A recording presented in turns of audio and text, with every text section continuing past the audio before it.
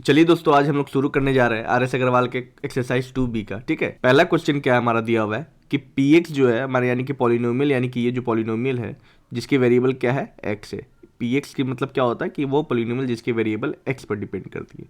तो हमें फाइंड करना है कि एक्स यानी कि वेरिएबल है, यानी कि वैरी करेगा। तो जीरो, कोई भी वेरिएबल जो है कोई भी रियल वैल्यू ले सकता है। तो जीरो पर क्या वैल्यू होगी, यानी कि एक्स इजिकल टू 3 पर क्या वैल्यू होगी और एक्स इजिकल टू -2 पर क्या वैल्यू होगी। तो चलिए स्टार्ट करते पहला से। तो पहला में हम लोग को क्या करना है, basically P X is equal to, पहले क्वेश्चन आप उतार लो, 5 - 4x प्लस 2x स्क्वायर। ठीक है, अब साथ में क्या ले लो, पहला में दिया हुआ है क्या कि p जो है x का वैल्यू जीरो पर क्या होगा। तो बेसिकली आप x की जगह पे p0 लिख लो, और जहां पर भी x है ना उसकी वैल्यू क्या डाल दो, आप 0 डाल दो। ठीक है, तो 5 - 4 की वैल्यू 4 × 0 हो गया, प्लस 2 × 0 का होल स्क्वायर। यहाँ वैल्यू हो गया हमारा 5 - 0 प्लस 0, यानी कि आंसर क्या आ गया हमारा +5। ठीक है, पहला का पहला। सेकंड में आप आ जाओ, पूछा जा रहा है कि तो P3 का मतलब क्या हो गया कि x की वैल्यू हमें क्या लेनी है, यहाँ पर 3 लेनी है। तो चलो आप पॉलिनोमियल में वैल्यू पुट करो, x = 3, यानी कि 5 - 4 इंटू क्या हो गया 3 प्लस 2 × 3 का होल स्क्वायर। अब आप आंसर देखो तो क्या हो गया 5 - 12 प्लस 9 इंटू क्या हो गया 2 ना, 3 का स्क्वायर 9 हो गया। इधर हो गया वैल्यू 5 - 12 प्लस 18। ठीक है, 18 प्लस 5 मिलके क्या हो जाएगा 23, और माइनस में क्या है 12 है।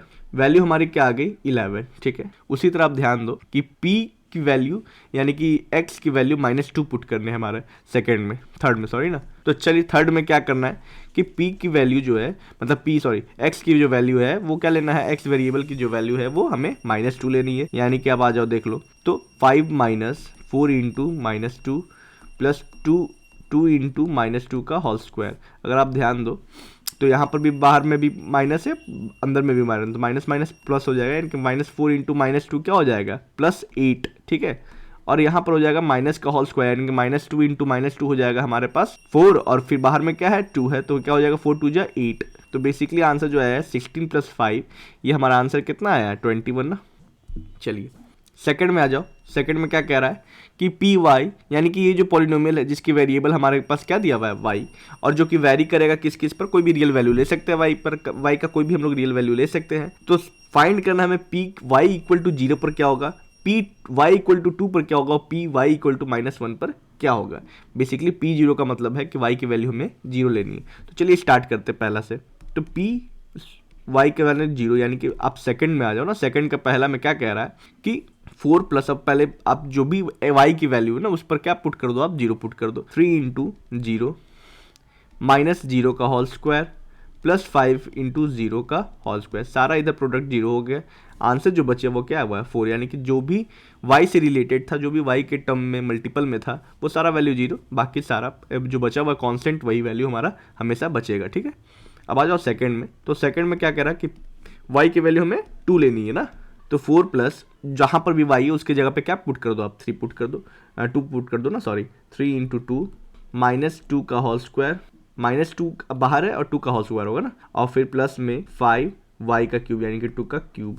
अब आप ध्यान दो, यहाँ हो गया 4 प्लस 6, यहाँ हो गया -4, यहाँ हो गया 6 × 5 यानी कि 30, सॉरी 8 × 5 यानी कि 40 हो गया ना। 2 का क्यूब क्या होता है 8 होता है, और 5 क्या हो गया 40 हो गया।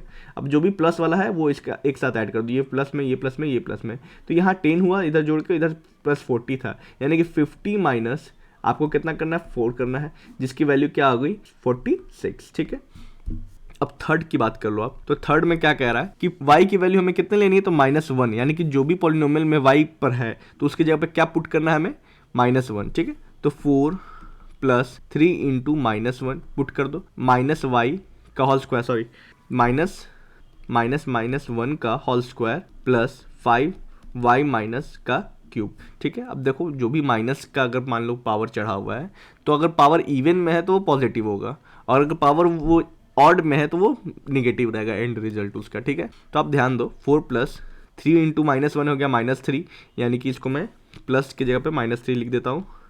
ठीक है, -1 का स्क्वायर यहाँ हो गया +1, और बाहर में था माइनस, यानी कि हो गया अल्टीमेटली आंसर क्या 1, प्लस में था 5, माइनस में था क्या y का क्यूब, यानी कि y की वैल्यू क्या थी यहाँ पर, तो y की वैल्यू यहाँ -1 थी, तो y -1 का क्यूब क्या हो गया, -1 रहेगा, क्योंकि आप देखो -1 इंटू -1 इंटू -1, यहाँ तो 2 नंबर था तो पेयर में था तो क्या हो गया, माइनस माइनस कट गया, बट बचा हुआ क्या था, -1, तो साथ में क्या मल्टीप्लिकेशन का एंड रिजल्ट हमारा क्या है, -1। तो अब ध्यान दो, तो +5 इंटू -1 क्या हो जाएगी वैल्यू, -5, ठीक है। अब आप जो भी माइनस वाला है ना उसको एक साथ ऐड कर दो, और जो भी प्लस वाला एक साथ ऐड कर दो, तो -5 -1 और -3 की वैल्यू क्या होगी, -9, और प्लस में 4, तो -9 + 4 जिसकी वैल्यू क्या आएगी, -5, ठीक है। यही आपका आंसर है। चलिए क्वेश्चन नंबर 3 में बढ़ते हैं आगे। चलिए क्वेश्चन नंबर 3 में आ जाइए। ये पॉलिनोमियल दिया हुआ है कि ft है, ft पॉलिनोमियल है जिसके वेरिएबल क्या है, t पर डिपेंड कर रहा है, मतलब t की वजह से वैल्यू जो हमारा चेंज हो जाएगा। तो t वेरिएबल हो गया हमारा। तो आप बात करो कि f 0 पर वैल्यू क्या होगी, यानी कि t = 0, मतलब जो भी t की वैल्यू है यहाँ पर पॉलिनोमियल में उसकी जगह पे क्या पुट कर देना, 0, और एक बार 4 पुट कर देना और एक बार -5। तो चलिए शुरू करते हैं। तो थर्ड का फर्स्ट में आप आ जाओ, तो क्या कह रहा है f0, यानी कि बेसिकली हमें क्या करना है, तो वैल्यू में ही आप डायरेक्ट t की वैल्यू पर क्या करो, 0 पुट कर दो। तो 4 के साथ t है यानी कि 0 मान लो, पूरा हो गया वैल्यू ये। -3 इंटू टी यानी कि -0 हो गया, +6। मैं आपको पहले ही बोला कि जो कांस्टेंट वैल्यू होती है केवल वही बचेगा, यानी कि आपको ज़्यादा फर्दर कैलकुलेशन करने की जरूरत नहीं है। जो भी कांस्टेंट है जिसके साथ t नहीं लगा हुआ है वही वैल्यू होगी आपकी। तो +6 आंसर हो गया आपका, ठीक है। अब बात कर लो सेकंड में, तो सेकंड में है f = 4, मैंने f4 पर क्या होगी वैल्यू, तो यानी कि t के जगह पे क्या पुट करो, 4। तो चलो स्टार्ट करो, 4 इंटू 4 का होल स्क्वायर -3 इंटू 4, ठीक है, और प्लस में है क्या, 6, ठीक है। 4 का स्क्वायर हो गया 16 इंटू 4 हो गया 64, -3 4 जा 12 हो गया, और प्लस में हो गया 6। अगर ये दोनों को आप ऐड करोगे तो 70 हो गया, 70 में से 12 माइनस करोगे तो आपका हो जाएगा 58 ना, सॉरी हाँ, 70 में से 12 माइनस करो तो 58 आंसर हो गया। अब उसी तरह बात कर लो थर्ड में क्या है, f जिसकी वैल्यू t की वैल्यू क्या है, -5, तो t की वैल्यू -5 पुट करके देख लो कि क्या वैल्यू आती है पॉलिनोमियल की पूरा। तो t यानी कि 4 -5 का होल स्क्वायर -3 इंटू -5 +6। मैंने आपको पहले भी बोला अगर निगेटिव है और उसका अगर पावर हम लोग कर रहे हैं, और अगर पावर इवन में है तो वो पॉजिटिव रिजल्ट देगा, अगर पावर ऑड में है तो वो हमें निगेटिव रिजल्ट देगा, ठीक है। तो आप ध्यान दो, -5 का होल स्क्वायर ऐड के -5 इंटू -5, तो माइनस और माइनस कट जाएगा, तो 5 5 जा 25, और 4 कितना हो गया, 100 हो गया यहाँ पर वैल्यू, और -3 इंटू -5 क्या हो जाएगा, +15, ठीक है। मल्टीप्लाई होकर प्लस हो जाएगा, +16 +6 सॉरी, अगर आप ऐड करो तो 121 वैल्यू आपकी आएगी, ठीक है। 15 + 6 21, और 100 की वैल्यू क्या हो गया, 100 + 21 क्या हो गया, 121। चलिए क्वेश्चन नंबर 4 पे ध्यान दीजिए कि क्या पूछ रहा है कि अभी हम क्या px यानी कि पॉलिनोमियल जो ये है, ये पॉलिनोमियल जो कि जिसकी वेरिएबल क्या है, x है, हमें फाइंड करना है px = 0 पर क्या होगा, x = 1 पे क्या होगा, और x = 2 पर क्या होगा, और उससे क्या आपको कंक्लूजन निकल रहा है, ठीक है।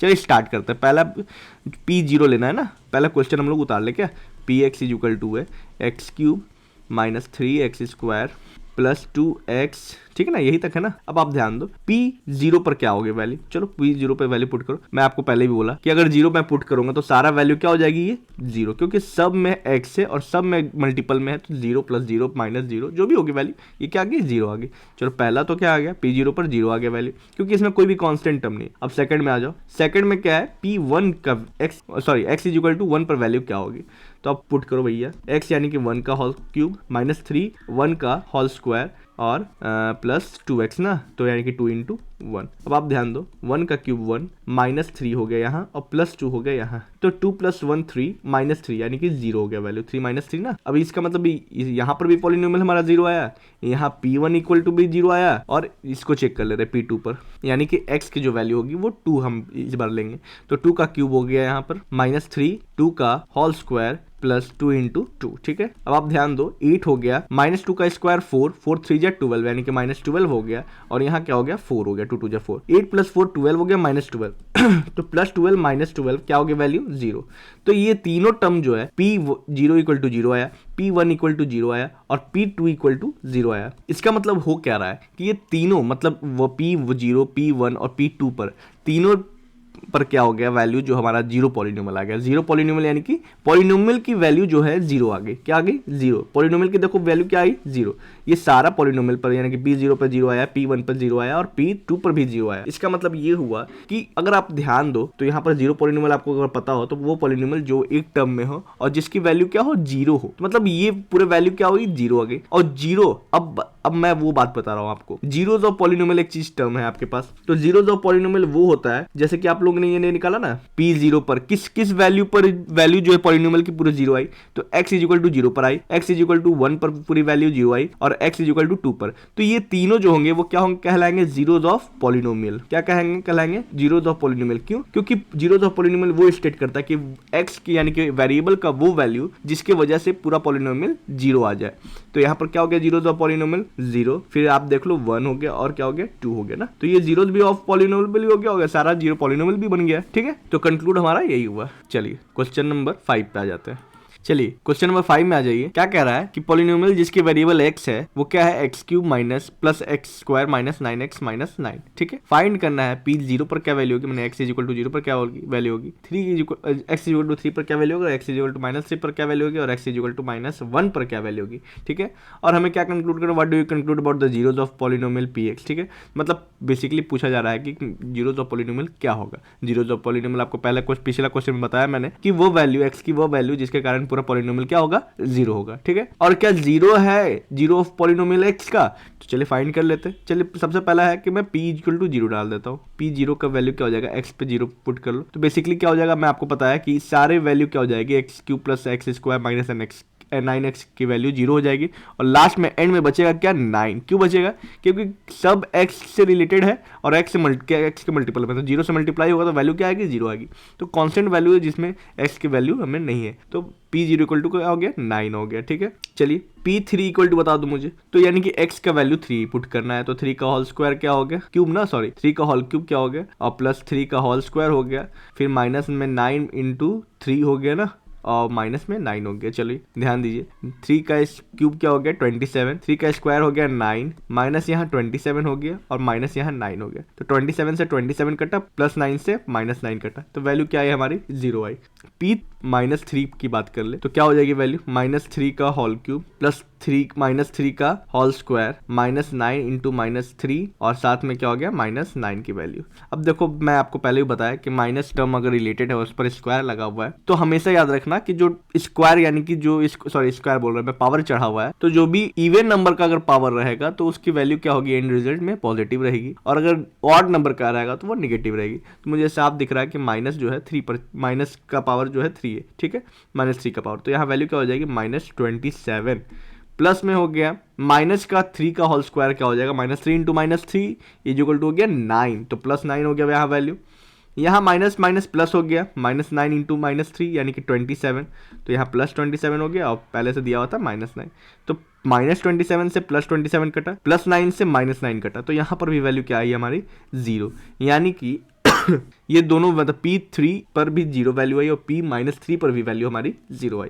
अब हमें फाइंड करनी P-1 पे, तो P-1 पे वैल्यू क्या हो जाएगी? तो 1 का होल क्यूब प्लस 1 का माइनस 1 का whole square minus 9 into minus 1 minus 9। ठीक है, अब आप ध्यान दो, माइनस 1 का क्यूब हो गया माइनस 1 प्लस माइनस 1 का होल स्क्वायर हो गया प्लस 1, अब minus into minus 9 into minus 1 plus 9 हो गया और यहाँ माइनस 9 है। ठीक, अब आप ध्यान दो, माइनस 1 से प्लस 1 कटा, प्लस 9 से माइनस 9 कटा, वैल्यू क्या है हमारी?